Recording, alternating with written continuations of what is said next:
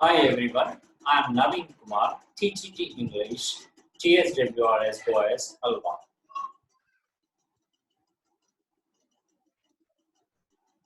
I welcome all the 6th grade students for this video lesson.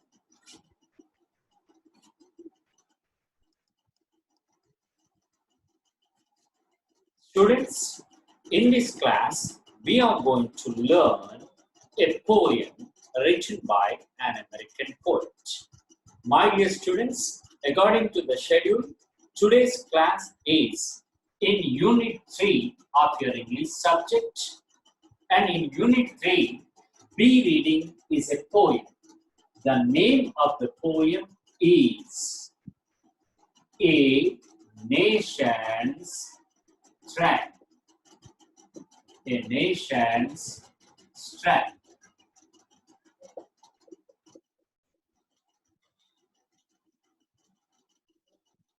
My dear 6th class students, be ready to learn a poem from Unit 3. In Unit 3, there is a poem known as A Nation's Strength. What is the title of the poem? A Nation's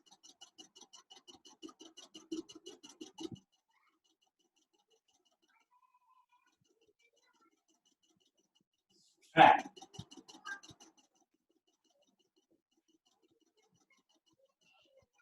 This is the poem we are going to learn today.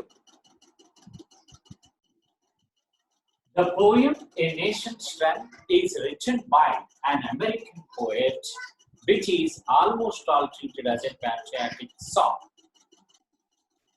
Dear students, be ready with your test. In your test book, in Unit 3, as a B reading, this poem is prescribed. Open that page and be ready with that.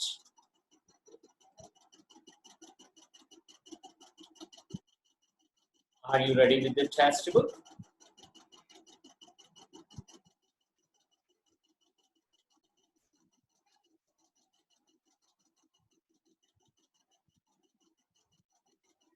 Yes. Yes, my dear students. At the page 44, you have a poem titled A Nation's Strength. All of you open your textbook at the page number 44. Students, what is the objective of this class is making the students able to read the poem well and understand its meaning. Even help them to locate the rhyming words in the poem.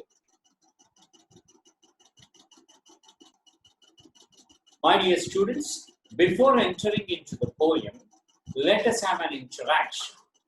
This interaction is going to help us to come to a topic with our known to unknown area. Let us look at the images on the screen and try to answer the questions posed after that.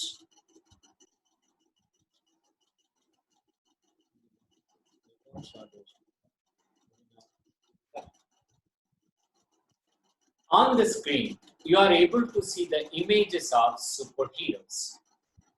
Can any one of you tell me why have they become superheroes? Let me tell you, my dear students, their power, their strength made them superheroes. So it's very clear that the strength of them made them superheroes. In the same way, every nation has its own strength. Let us find out what is the real strength of a nation.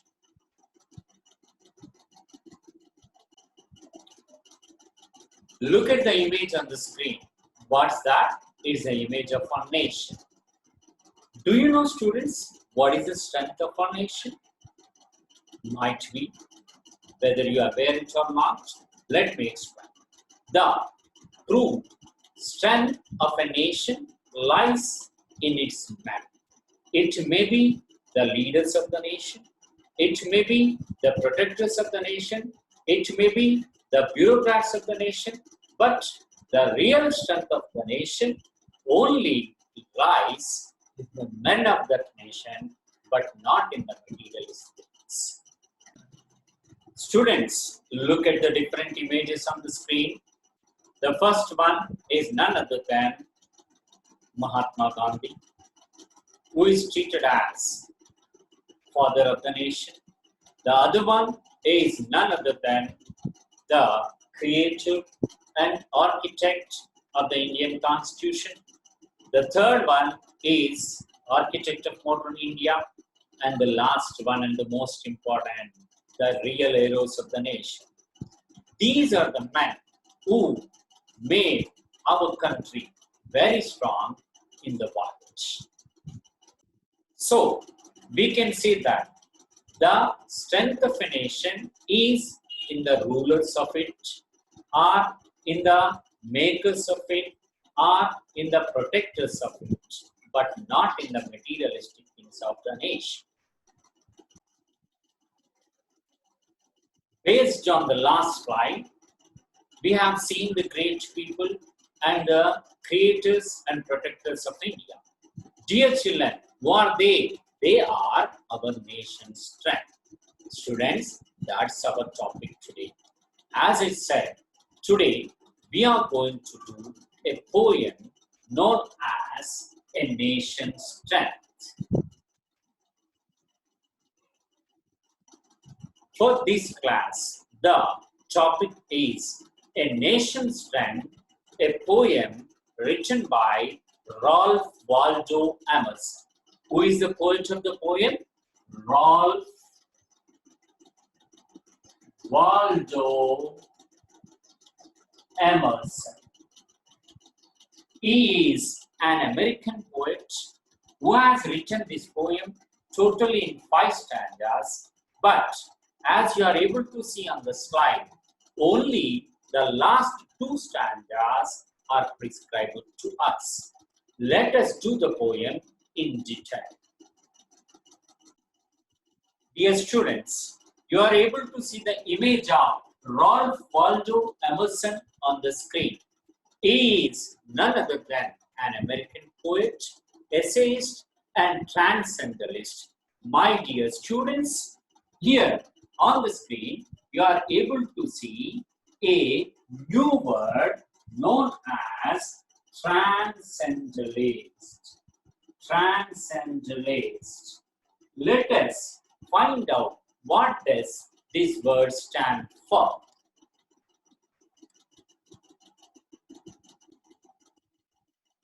The word transcendentalist stands for the meaning of a person who follows transcendentalism. The word transcendentalism is a kind of philosophy who believes that God is not invisible, but God is someone who is always with us. With God, they are able to speak, they are able to spend time. So, who believes in that kind of philosophy is known as transcendentalist.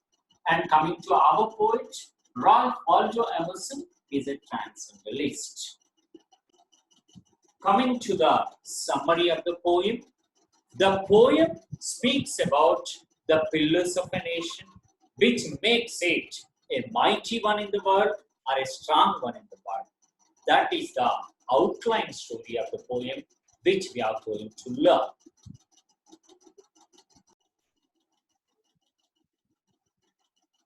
Coming to the outline, which I explained now, based on that outline, the true strength of a nation is not its gold, not its power, not its pride, or any material things, but its men who are ready to stand and suffer for its glory.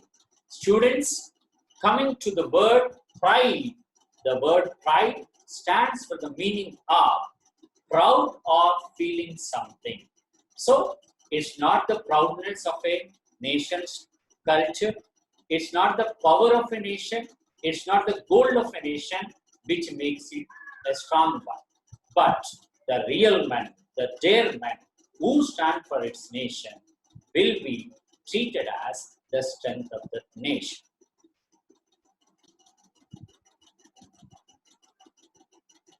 Let us see the poem in detail. I am reading the poem line by line. At the same time, you people open your textbook and try to follow the reading. As I said, the poem of 2 stanzas is given to you. Here comes the first line. Not gold, but only men can make a people great and strong, men who for truth and honor's sake stand fast and suffer long. Brave men who work while others sleep, who dare while others fly. They build the nation's pillars deep and lift them to the sky.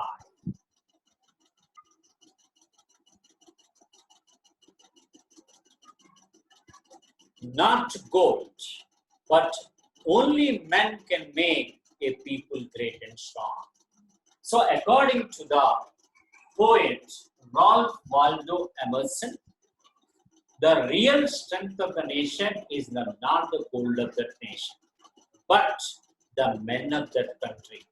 That to be not all the men who are great and strong, who are ready to stand for their nation. That kind of people will be the real strength of the nation. Come to the next slide. Men who for truth and honor's sake stand fast and suffer. Men who for truth and honor's sake stand fast and suffer. Students, in these lines, you are able to see a phrase known as stand fast. The word stand fast or the phrase stand fast gives the meaning of refuse to give up. Refuse to give up. So, with the usage of this phrase, the poet is trying to tell us the real strength of the nation is in its men who refuse to give up working for their nation or fighting for the nation. That is the real strength of a nation. It's not the gold of the nation. It is a dare man who ready to suffer for a long time, who are ready to stand there for the sake of their nation. They are the real strength of a nation.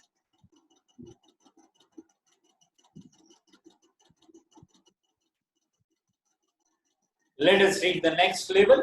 Brave men who work while others sleep, who dare while others fly. My dear students, the real strength of a nation is the brave men who are ready to work when all the nation is sleeping. For instance, take our soldiers. We will be sleeping at night, leisurely, relaxingly at our home, but whereas the soldiers at the border will be protecting us. Take them. They are the real brave men. Why? Because they are working while others are sleeping. These are the people who are ready to stand there while others are flying away, when others are trying to escape from their responsibilities. That soldiers are the real strength of a nation. Based on the first stanza, the poet made it very clear that they are men who stand fast. That means who refuse to give up, who always ready to suffer for their nation, who always ready to work while others are sleeping. That is the real strength of the nation. So with that stanza, he made it clear, it's not the gold of a country, it's not the material of a country, it's not the power of a country, but the dare men of a country made the real strength of the nation. They build a nation's pillars deep and lift them to the sky. They build a nation pillars deep and lift them to the sky, my dear students. That means that their people, that great soldiers, that great leaders will be building the pillars of our nation deep into the earth. When the pillars are deep into the earth, we can build a great building on that. In the same way, when the pillars of a nation are very deep, we can lift that nation to the level of the sky. That leveling to the sky is possible with only the real people, the dear people of any nation. So, the nation's strength is the dearment of that nation, but not the material of that nation. Eventually, based on the two stanzas we did, we can come to a conclusion that the strength of a nation is not its gold, but the dear men who stand for truth and honor. Why? Because these men who stand for truth and honor will be working forever and lift the nation to the level of the sky. The real strength of the nation is its people, but not the gold or power or pride. That's the message he has given to the poem called A Nation's Strength. With the clear explanation of the two stanzas, you might have understood that what is the strength of a nation. That's the reason he has given a title known as A Nation's Strength to the poem. Why the poem has given the title A Nation's Strength? Because it is explaining the real strength of the nation. It has been used in American schools to inculcate patriotism, to know the real strength of their nation. Hope you might have understood the poem well. My dear students, now come to the last part of the class, that's homework, which appears on the slide. The homework based on this class is write down the rhyming words of the poem. One is done for you. Make, say. The word make rhymes with the say. Like that, there are so many rhyming words in the poem, and to identify them, I'll give you an hint, my dear students. The rhyming scheme of the poem is A-B-A-B. The rhyming scheme is A-B-A-B. That means first line rhymes with the third line, second line rhymes with the fourth line. Based on this rhyming scheme, please identify the rhyming words in the poem. Thank you one and all.